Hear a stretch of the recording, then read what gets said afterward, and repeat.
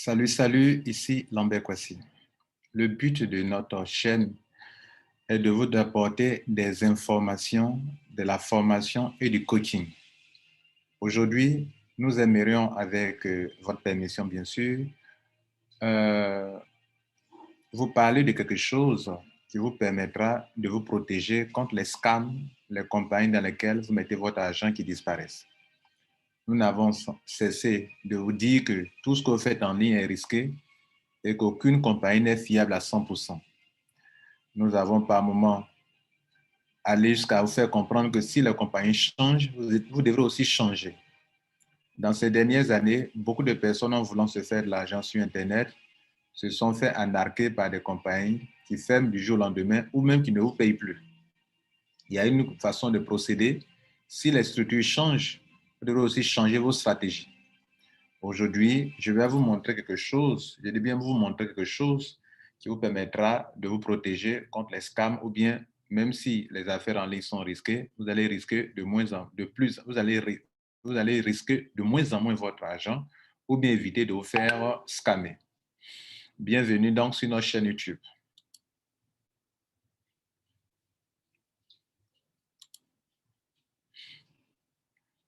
Alors, souvent, il y a quelque chose qui nous manque, on appelle ça de l'intelligence financière. Vous pouvez donc vous-même augmenter votre liberté financière, enfin, votre intelligence financière en vous informant, en vous formant sur beaucoup de choses. Il y a des choses que nous croyons connaître, pourtant nous ne les savons pas.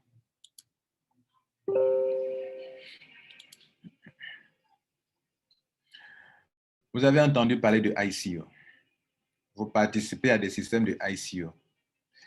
Et vous trouvez que les ICO, c'est une occasion pour vous de participer au lancement d'un token et plus tard, ce token qui est un actif prend de la valeur.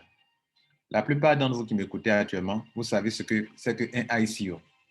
Je vais vous donner une définition faite par une dame et c'est la meilleure des définitions que je n'ai jamais entendues.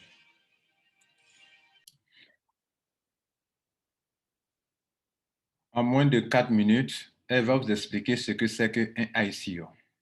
Elle parlera aussi de IPO, IPO en anglais.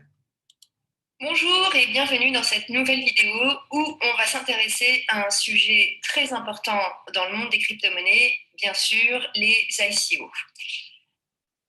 La définition de l'ICO. L'ICO, c'est simplement le sigle qui signifie Initial Coin Offering. C'est équivalent en fait à une IPO qui signifie la Initial Public Offering, mais pour les crypto-monnaies. Si c'est encore flou pour le moment, pas de souci, je vais expliquer aussi ce qu'est une IPO. En fait, vous savez certainement ce que c'est. C'est quand une entreprise ouvre ses parts, donc ses actions, afin de lever des fonds. C'est-à-dire qu'elle permet aux investisseurs d'acheter des parts dans la société, et c'est un peu comme ça que ça fonctionne pour beaucoup de grandes entreprises. Et typiquement, c'est quand elles s'ouvrent sur le marché boursier et qu'elles permettent donc aux investisseurs de pouvoir acheter des parts de la société. Bon, jusque-là, c'est très simple. Et bien, une ICO, c'est vraiment à peu près la même chose, sauf que là, au lieu de vendre des parts, concrètement, l'entreprise basée sur la blockchain, typiquement, va lancer un nouveau projet. Ce nouveau projet va prendre la forme d'un token, et c'est comme ça qu'elle va lever des fonds pour pouvoir développer son projet. Alors, donc, vous notez que une entreprise qui lance un ICO fait des levées de fonds. Et c'est bien écrit en bas, c'est une sorte de crowdfunding. Tout à l'heure, cette vidéo, c'est pour parler du crowdfunding. Mais puisque beaucoup d'entre vous, vous participez à des ICO et que vous ne savez pas que vous êtes en train de participer à un crowdfunding, il faille que nous vous révélons, nous vous ouvrons l'esprit là-dessus d'abord avant de continuer. Toutes les fois que vous avez fait un ICO, vous avez participé à un crowdfunding pour les crypto-monnaies. c'est pas pour rien qu'on dit Initial Coin Offering, puisque ça se place vraiment au tout début de la création de ce projet. Contrairement aux entreprises classiques dans la finance traditionnelle, elles le font quand la société est plutôt établie et où elle recherche des fonds pour se développer davantage. Là, dans une ICO avec des crypto-monnaies, c'est vraiment pour pouvoir débuter un projet. Elle est là la grande différence entre une IPO et une ICO. Tout simplement, vous pouvez, pour faciliter l'image, penser à un système de crowdfunding, mais qui sera adapté cette fois-ci pour les crypto-monnaies. Voilà pour la définition légère. Maintenant que vous savez ce que c'est qu'un ICO, qui est en réalité un financement participatif, un financement pour les crypto-monnaies qu'on appelle le crowdfunding, on va vous expliquer ce que c'est que la définition d'un crowdfunding. Puisque un ICO, c'est un crowdfunding pour les crypto-monnaies, maintenant, qu'est-ce qu'un crowdfunding? Vous trouverez sur Google, sur Wikipédia, beaucoup de sites Internet expliquent ça en détail, mais voici une petite définition en moins de 3 minutes. Financement participatif, mieux connu sous le nom de crowdfunding en anglais. L'Autorité des marchés financiers, l'AMF, définit le crowdfunding comme un processus permettant à une personne ou à une entreprise de recueillir de petites sommes auprès d'un grand nombre de personnes. Donc, l'autorité des marchés, l'AMF, définit cela comme un processus qui permet à une personne, vous, ou bien à une entreprise, de recueillir de petites sommes auprès d'un grand nombre de publics. Généralement par Internet. En d'autres mots, c'est une façon de financer un projet en faisant appel à un grand nombre de personnes par l'intermédiaire de plateformes web. L'objectif est de réunir des fonds suffisants pour réaliser un projet précis. Vous avez sûrement déjà entendu le célèbre proverbe « L'union fait la force ». Eh bien, c'est sur ce principe que le crowdfunding s'appuie. Cynthia a une idée innovante. Toutefois, la banque refuse de lui accorder un prêt, considérant qu'il représente un risque trop élevé. Cynthia se sent désespérée à l'idée de ne pas pouvoir achever son projet qui lui tient à cœur, faute de moyens financiers suffisants. Une solution alternative au prêt bancaire s'offre à elle, le crowdfunding. Au lieu de s'adresser à un intermédiaire comme les établissements de crédit pour obtenir des prêts, c'est-à-dire d'avoir recours au financement indirect, aussi appelé financement intermédiaire, elle peut obtenir les fonds dont elle a besoin en s'adressant directement aux gens qui ont de l'argent à lui fournir. C'est ce qu'on appelle le financement direct ou encore le financement des intermédiaires. Elle décide donc de publier son projet sur une plateforme de crowdfunding afin d'amasser les fonds nécessaires pour concrétiser son idée. Quand on parle de plateforme, on parle d'un site Internet. Et donc, voici, mesdames et messieurs, les 4 types de crowdfunding qui existent.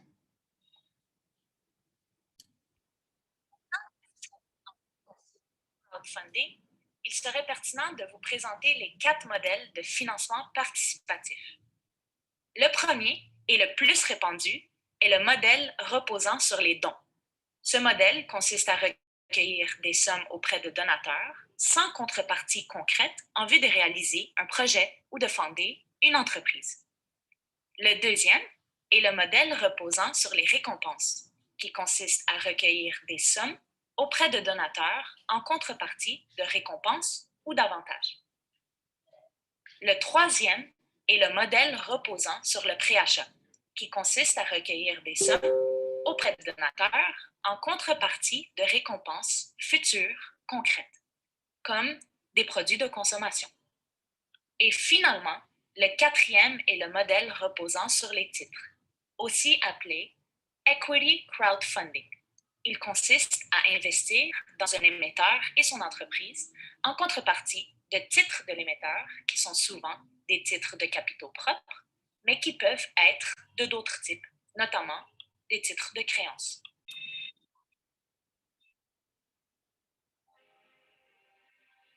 Maintenant que vous avez compris que un ICO, c'est du crowdfunding, et que c'est la même chose. La chose la plus importante, c'est de faire des levées de fonds. Et c'est ce qu'on fait toujours en participant à un ICO. Nous allons vous montrer donc ce que c'est qu'un ICO avec le crowdfunding.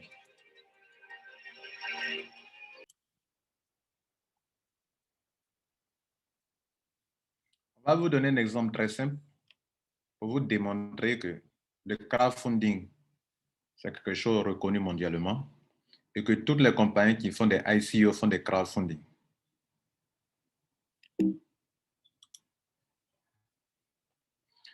En août 2021, une entreprise qu'on va appeler entreprise A décide de lancer un token qu'on appelle eCoin.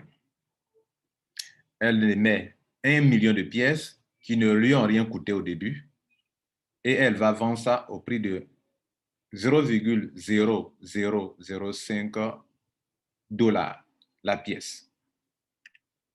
Vous, en tant que citoyen du monde, au lancement de ce token, vous décidez d'y consacrer 60 $. Et au prix de 0,0005, 60 $ vont vous aider à avoir 120 e-coins. Avec le temps, fin septembre, le nombre de participants ont fait monter la capitalisation à 5 000 $, pendant que le nombre de pièces demeure toujours 1 million de pièces. Le prix du lancement désormais passe à 0,005. Pourquoi? En divisant la capitalisation, qui est la demande, par l'offre, qui est 1 million de pièces, on voit ainsi le prix d'une pièce qui a changé. Parce que, en fait, sur le marché, c'est l'offre et la demande qui fixent le prix. Donc, l'offre étant de 1 million, la capitalisation venant de 1000 participants à ce jour a fait que le prix a changé, le prix commence à monter. Vous patientez dans le but de vous faire de l'argent, pourquoi pas peut-être des millions avec vos 60 $. On arrive en fin septembre 2021, le nombre de pièces est toujours de 1 million de pièces, mais la capitalisation est de 10 000 $ maintenant parce que 2000 participants, de nouvelles personnes sont ajoutées encore, donc de nouvelles recrues, vous comprenez, de nouvelles recrues, des gens que vous avez parrainés. Pour former une forte communauté, on vous donne des bonus quand vous parrainez des gens. Donc, vous attirez des gens par le parrainage, vous attirez des gens par le bouche à oreille, et la compagnie même fait une publicité pour que plus de personnes découvrent son token. N'est-ce pas ce que vous faites? Donc, le prix actuel, avec une capitalisation de 10 000 $, en divisant ça par 1 million de pièces, le prix actuel est de 0,01. Mesdames et messieurs, je suis en train de vous expliquer comment les ICO fonctionnent pour vous démontrer que c'est du crowdfunding que vous faites tous les jours. Le prix actuel est de 0,001. On avance. On arrive en novembre 2021, le nombre de participants est passé à 3 millions. Donc, de nouvelles personnes s'ajoutent chaque fois. Le ICO, c'est ouvert à tout le monde. C'est libre. Donc, 3 millions de personnes sont ajoutées et la capitalisation est passée à 200 000 $. Vous savez, la capitalisation et le nombre de participants, c'est lié. On appelle ça une forte communauté. Plus vous avez une forte communauté, plus vous avez plus de personnes qui rejoignent l'ICO, la communauté s'augmente, et plus la communauté augmente, la capitalisation augmente. Et plus la capitalisation augmente, le prix de l'ICO, de token augmente parce que il faut toujours diviser la capitalisation apportée par le public par le nombre de pièces, et vous avez donc le prix actuel qui est de 0,2.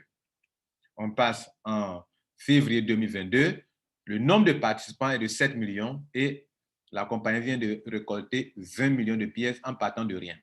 Non, 20 millions de dollars en partant de rien. Elle vient de faire sa levée de fonds.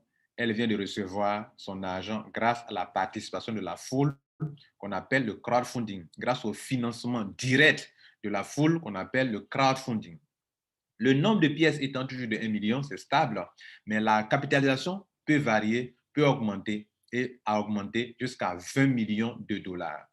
En divisant 20 millions de dollars, qui est la capitalisation par le prix, le nombre de pièces, ça fait 20 $. Mesdames et messieurs, ce que je suis en train de vous enseigner ici, c'est la même chose que vous voyez avec le Bitcoin. Le Bitcoin n'a que 21 millions de pièces. Aujourd'hui, pendant que je vous parle, il y a plus de 18 800 ou 1900 et quelques qui sont en circulation, environ. Je ne sais pas exactement. C'est au moins 18 millions qui sont en circulation, au moins. En divisant les 18 millions et quelques, en divisant la capitalisation, c'est-à-dire l'argent que les gens ont déposé dans le monde entier pour acquérir, les millions de personnes ont déposé pour acquérir des bitcoins, ce montant-là, en le divisant par le nombre de pièces, qui est plus de 18 millions de pièces, vous allez trouver le montant approximatif de entre 40 millions et 39 millions. Pardon, entre 40 000 $ et 39 000 $ actuellement, où je vous parle à cette date du 4 août 2021. C'est ainsi qu'ici également, on fait la même chose. On divise les 20 millions de dollars par, qui est la capitalisation, qui est la demande, par l'offre, qui est de 1 million de pièces. On a un prix actuel de 20 $, de 20 $, pardon. Vous avez payé, rappelez, vous avez pris 60 $, qui est un montant très insignifiant pour participer à ce ICO. Le prix actuel étant en février 2022 de 20 $, vous décidez de vendre, s'il vous plaît, vous décidez de vendre vos tokens.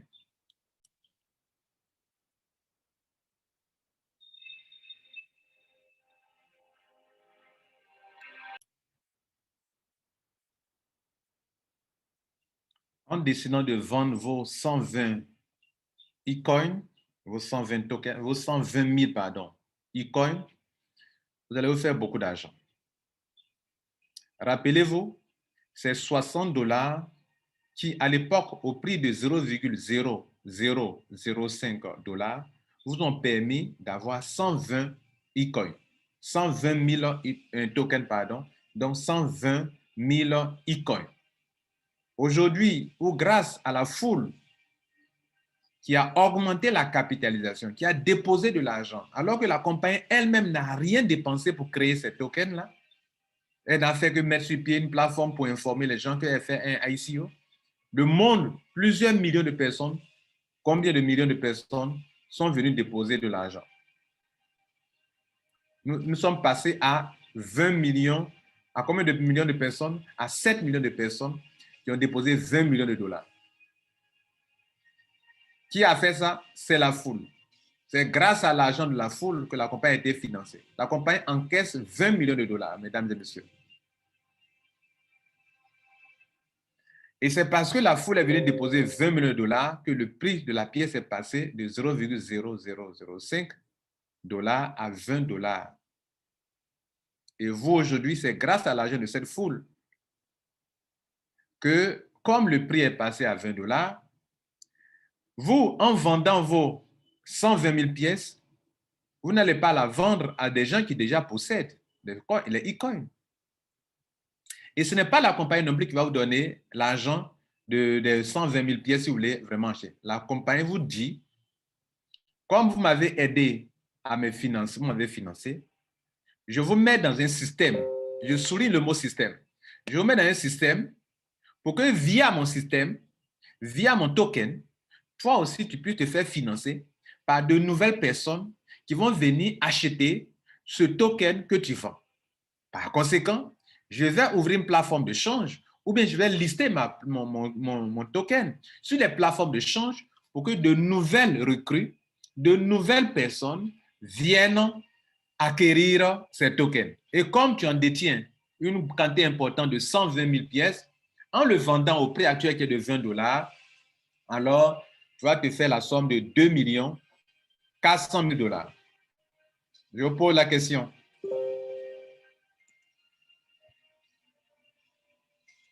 Quand vos 60 $ sont devenus 2 400 000 $, êtes-vous un escroc? Avez-vous fait du pyramidal? Avez-vous fait du Ponzi? Mesdames et messieurs, comment avec 60 $ vous avez pu avoir cette somme d'argent?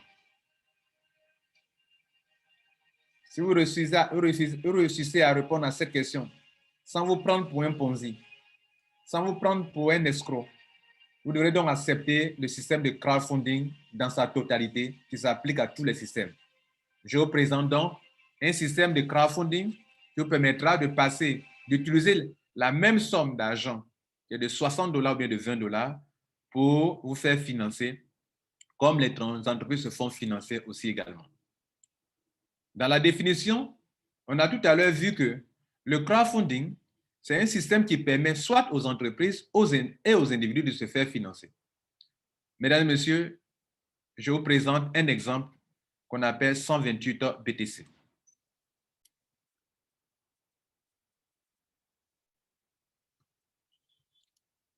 128 BTC est un système de crowdfunding basé sur la blockchain, donc peer-to-peer.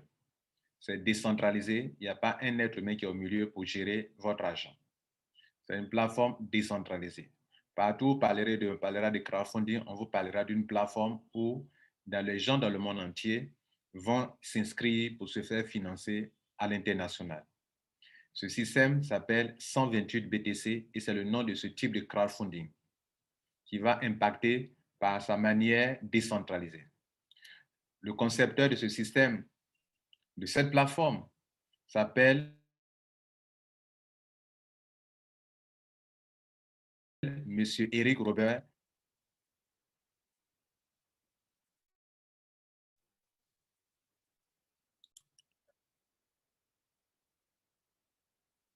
Alors, ce qu'il faut noter ici, c'est que vous avez certainement connu cette affaire de crowdfunding, OK, des plateformes, mais que cela a connu un échec, n'est-ce pas?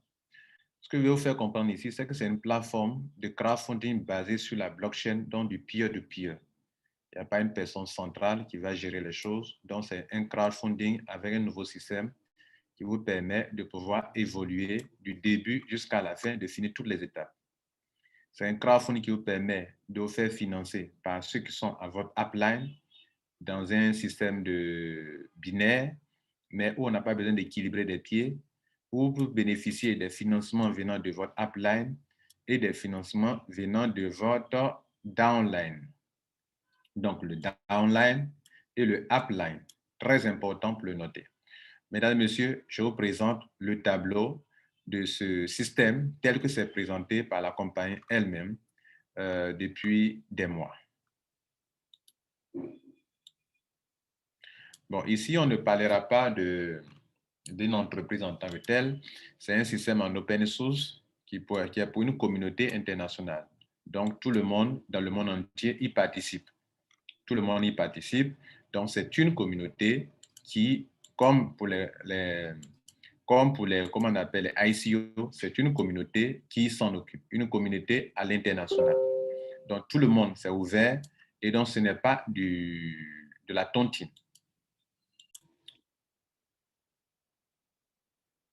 Maintenant que vous avez compris que les ICO égale au crowdfunding, permettez-moi aussi de vous dire que si vous considérez que le ICO n'est pas du Ponzi, donc le crowdfunding n'est pas du Ponzi. Si vous considérez que le ICO n'est pas de la tontine, c'est que le crowdfunding, on l'a démontré, n'est pas aussi du Ponzi, de la tontine. D'ailleurs, la tontine est fermée en un certain nombre de personnes, alors que le